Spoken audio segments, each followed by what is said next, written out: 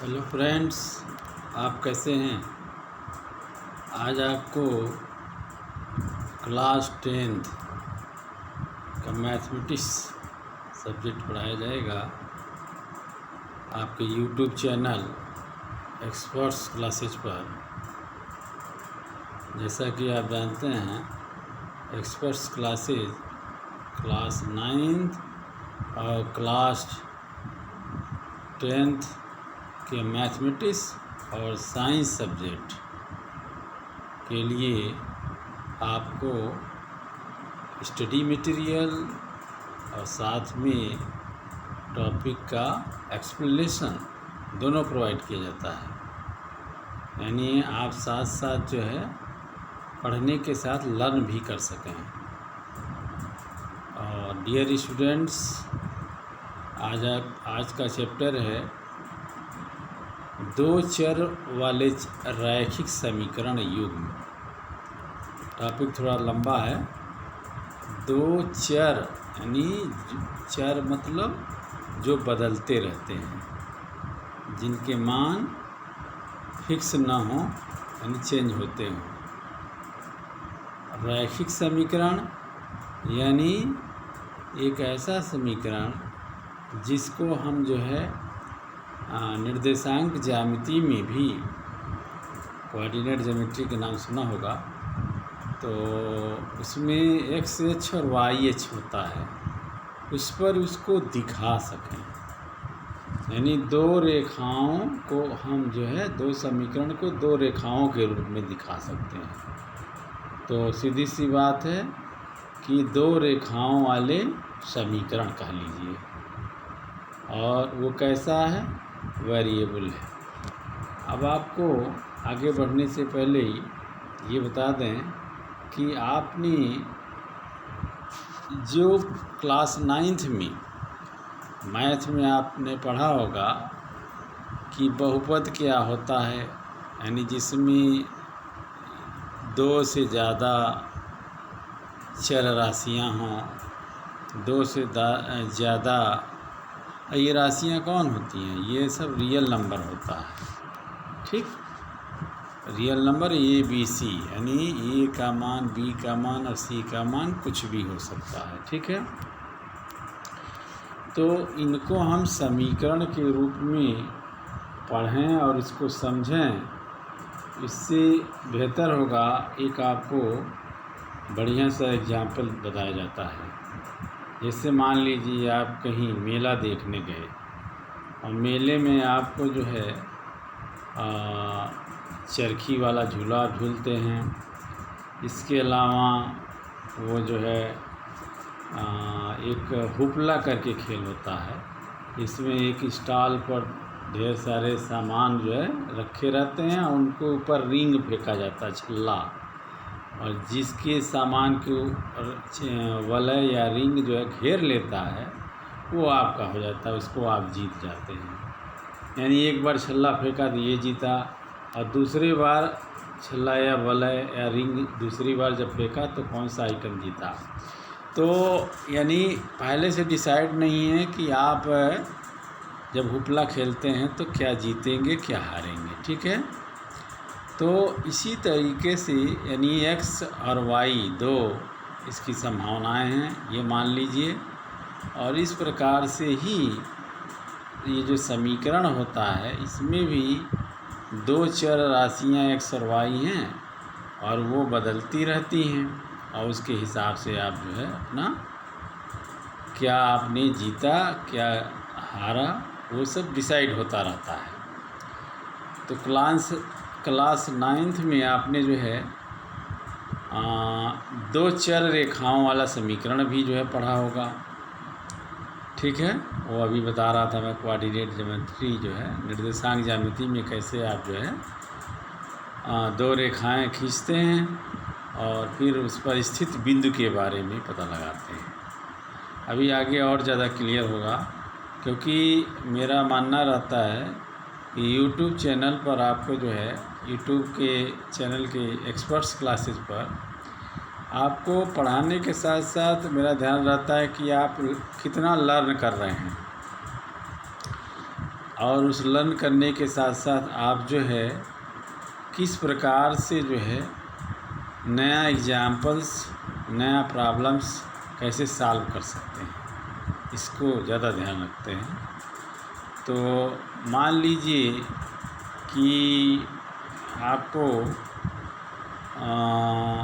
x तथा y के रूप में जो है दो अनजान या अननोन जिसको कहते हैं, जिसके सहायता से हम समीकरण बनाते हैं। स्क्रीन पर देखिए, आप जो है स्क्रीन पर देखिए y बराबर हाफ एक्स, ये पहला समीकरण, और दूसरा समीकरण क्या दिया है 3x + 4y बराबर 20, ये दूसरा समीकरण है। तो ये आपको एक समीकरण कैसे लिखा जाता है तो उसको लिखने का तरीका बताया गया है, ठीक है। तो समीकरण युग्म अब हल कैसे करेंगे, इनको समझने के लिए हमें आगे भी इस तरह के समीकरण की सहारा लेना पड़ेगा, ठीक है। तो पहले तो समीकरण लिखना हमने बताया, और जब समीकरण लिखना आपको आ गया, ये आपको आपके अंदर जिज्ञासा हुआ कि ये जो x और y जो चर राशियां हैं, वेरिएबल्स हैं, इनको कैसे जो है, इन चर राशियों को जो है कैसे आप इसको काउंटिंग कैसे करेंगे, ठीक है, इसके वैल्यू कैसे डिसाइड करेंगे। तो इन चर राशियों के सेंस में दो चर, आप ये हेडिंग देखिए, आप जो है आपके स्क्रीन पर, दो चरों में रैखिक समीकरण युग्म, यानी दो ऐसे वेरिएबल हैं जिनके मान बदल रहे हैं, उनको क्या कहा जाता है, चर कहा जाता है, ठीक है। चर अचर, चर मतलब बदलने वाला, अचर मतलब जो चेंज ना होता हो। तो दो चरों में रैखिक समीकरण युग्म, ठीक है। क्लास 9th में आपको जो बातें बताई गई हैं उसी के हिसाब से दो चर रैखिक समीकरण के उदाहरण आपकी स्क्रीन पर है। 2x + 3y = 5, 2x + 3y = 5, ठीक है, ये पहला समीकरण हो गया, ये आपका फर्स्ट समीकरण, ठीक है। और x - 2y - 3 = 0, इसको आप दूसरा रूप समझ सकते हैं, ठीक है। और इसके अलावा एक और समीकरण हम आपके पास रख रहे हैं जिसको लिखा है x - 0y = 2, ये भी समीकरण का रूप है। अब यहाँ x - 0y आप देख रहे हैं स्क्रीन पर, 0 मीन्स सेकेंड जो वेरिएबल है वो 0 है। इस समीकरण को देखने से ही आप x - 0y बराबर 0y मतलब 0, सीधे सीधे अर्थात x बराबर 2 हो गया, ठीक है। तो इससे तो आपको दूसरा समीकरण अगर x बराबर 2 दिया हो तो आप x का मान पहले समीकरण में रख के बड़े आराम से y का मान मालूम कर लेते हैं, ठीक है। तो समीकरण कैसे लिखा जाता है, समीकरण में जो अननोन है या जो वेरिएबल है x और y, उसको कैसे इसका मान काउंटिंग किया जाएगा, इसी बात को आपको सीखना है, ठीक है। अब इस समीकरण का ज़रा जनरल नाम देखते हैं क्या होता है। आप यह भी जानते हैं कि वह समीकरण, जिस समीकरण को आप लिखे हैं, और उसको ax + by + c = 0 के रूप में लिखा जा सकता है, ठीक है। और ये क्या है, ये रियल नंबर है, a b c ये वास्तविक संख्याएं हैं। आपको पहले ही बताया जा चुका है नंबर सिस्टम में कि नेचुरल नंबर क्या होता है और रियल नंबर क्या होता है, ठीक। रियल नंबर के बारे में जानते हैं ना, रियल नंबर a b और c है, यानी a और b और c का मान जो है प्लस और माइनस दोनों संभव है, ठीक है।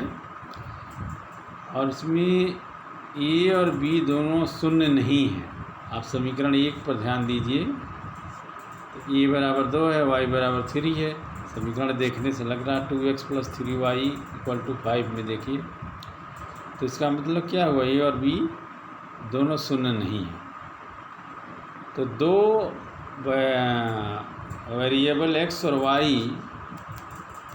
एक रैखिक समीकरण है और उसके आधार पर हम जो है ये मान के चलते हैं कि A square plus B square equal to not equal to zero, यानी जो दो संख्याएं हैं ए और बी जो कि ज़ीरो नहीं हैं, उनको अगर वर्ग करके स्क्वायर करके जोड़ा जाए तो वो ज़ीरो नहीं, कुछ न कुछ उसका वैल्यू आएगा। ठीक है, तो इस आधार पर हम जो है समीकरण को ये चेक करते हैं कि ये अगर बातें होंगी तभी समीकरण माना जाएगा। समझ रहे हैं? इक्वेशन, दो रैखिक समीकरण कैसे बनेगा जब ए और बी ज़ीरो ना हो, उनके स्क्वायर करने पर भी टोटल उनका ज़ीरो ना हो। ये सब कंडीशन आपको याद रखना पड़ेगा। ठीक है, अब आगे हम देखते हैं कि किस प्रकार से इन मान का आप सदुपयोग कर सकते हैं। तो आप देखिए इस समीकरण के में अगर आप ध्यान दीजिए कैसे मान इसके वैल्यू जो है निकाले जाते हैं। तो जैसा कि आपने अभी देखा A square plus B square is not equal to zero, यानी ए और बी का वर्ग करके टोटल करने पर भी ज़ीरो नहीं होता है। ठीक है, तो इससे पता चलता है कि समीकरण का हल संख्याओं के मानों का एक युग्म होता है। ये संख्याएं कौन है? पहला x है, दूसरा क्या है? y है। इन संख्याओं के मानों का युग्म होता है, तभी तो समीकरण की जो है दो चर राशियों का समीकरण कहलाएगा। तो जो समीकरण हमने अभी ऊपर देखा उसके आधार पर अब ये मान सकते हैं कि क्या ये समीकरण सचमुच में सही लिखा है या गलत लिखा है।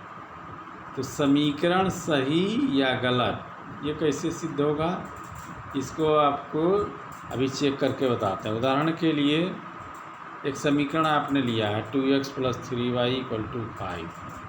ठीक है, इसमें 2x plus 3y equal to 5 है ना, तो वो इक्वल टू यानी बराबर के साइन से पहले जो है वो लेफ्ट हैंड साइड यानी बायां पक्ष है, और बराबर के चिन्ह के दाएं तरफ जो 5 लिखा है वो क्या है? Right hand side.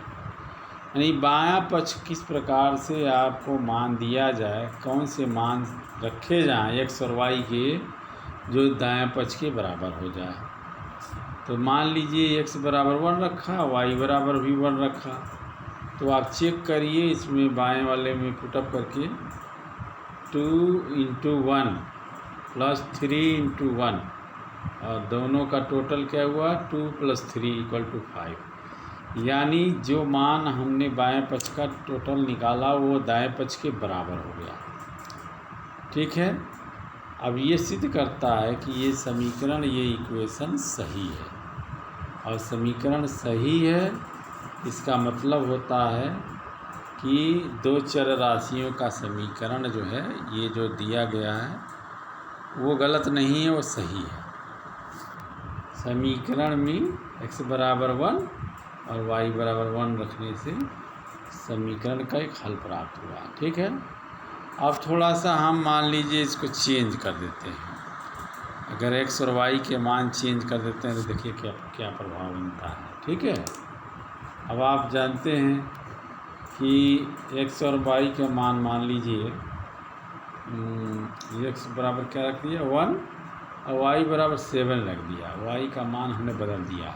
ठीक है, अब इसको ज़रा आप कॉपी पेन लेकर जो है इसको 2x प्लस 3y बराबर 5 वाले समीकरण में रखिए। यानी बाएं पक्ष 2x प्लस 3y का मान आप निकाल के देख लीजिए, x बराबर 1 और y बराबर 7 रखने पर क्या आ रहा है, और काउंट करके हमें बताइए।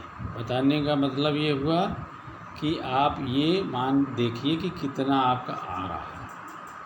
तो ये आपने देखा कि लेफ्ट हैंड साइड में जो मान आ रहा, वैल्यू आ रहा है, वो 5 के बराबर नहीं आ रहा। कितना आ रहा है?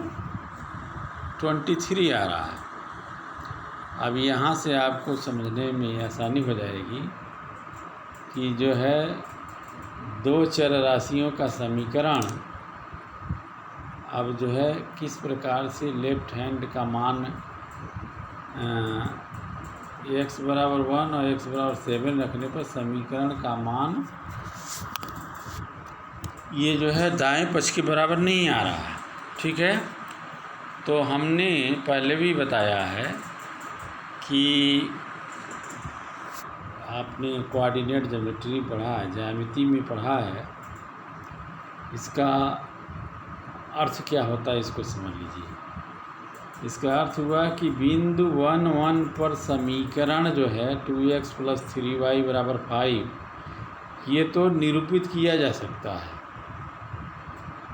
यानी ये रेखा खींची जा सकती है और इसको बनाया जा सकता है। लेकिन बिंदु 1 7 पर स्थित 1 1 तो जो है समीकरण पर स्थित है, लेकिन बिंदु 1 7 अभी आपने लास्ट में किया है ना, 1 7 इस समीकरण पर स्थित नहीं है, क्योंकि इसमें मान जो आ रहा है लेफ्ट हैंड का वो ज़्यादा आ जा रहा, 5 के बराबर नहीं आ रहा। तो दो तरह के बिंदु आपको मिल गए। पहला क्या हुआ 1 1 वाला, और दूसरा क्या है 1 7। ठीक है, तो इसलिए समीकरण का प्रत्येक हल उसको निरूपित करने वाली रेखा पर स्थित एक बिंदु होता है। ये एक बहुत बड़ी जो है आपके सामने इम्पोर्टेंट बात है कि जो समीकरण हम लेकर चलते हैं तो उस समीकरण का एक शर्त होता है कि समीकरण का प्रत्येक हल उसको निरूपित करने वाली रेखा पर स्थित एक बिंदु होता है। यानी 1 1 बिंदु से हमने चेक किया तो लेफ्ट हैंड का मान, बाएं पक्ष का मान दाएं पक्ष के बराबर आ गया, लेकिन वही 1 और 7 से चेक किया तो वो मान नहीं आया, यानी राइट हैंड के बराबर 5 के बराबर नहीं आया। तो सिर्फ 1.11 ही जो है समीकरण क्या जो है सही रूप से निरूपित करता है। ठीक है, अब इस तरीके से आप जो है अपना टॉपिक जो है दो चर राशियों वाली रेखा समीकरण को समझने की कोशिश करिए कि किस प्रकार से हम जो दो रेखाएं कंसीडर करते हैं उसमें कौन सी बिंदु जो है उस रेखा पर निरूपित हो सकती है, कौन निरूपित नहीं हो सकती है। क्लियर? Is it clear? अब आगे बढ़ते हैं। अब आगे बढ़ना है तो देखिए, वास्तव में आप स्क्रीन पर देखिए, वास्तव में यह किसी भी रैखिक समीकरण के लिए सत्य है, अर्थात किसी भी रैखिक समीकरण के लिए सत्य है, और इसके आधार पर हम ये कह सकते हैं एक नियम बन गया। ये पोर्शन आपके सामने नियम है, रूल है।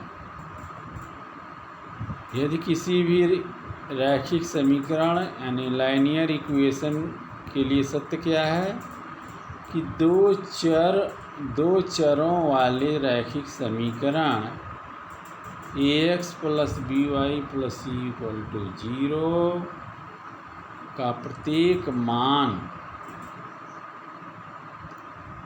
या हल x y, भाई इसमें बदलने वाला, चेंज होने वाला क्या है, x और y ही है, बाकी तो a b और c तो रियल नंबर्स फिक्स है। तो दो चरों वाले रैखिक समीकरण ax + by + c = 0 का प्रत्येक हल x y इस समीकरण को निरूपित करने वाली रेखा के एक बिंदु के संगत है, और इसका विलोम यानी उल्टा भी ऐसा ही होता है।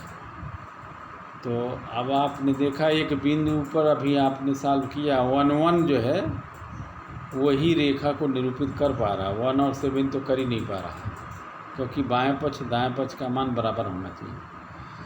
तो अब ऊपर दिए गए समीकरण 1 और 2 को मान लीजिए।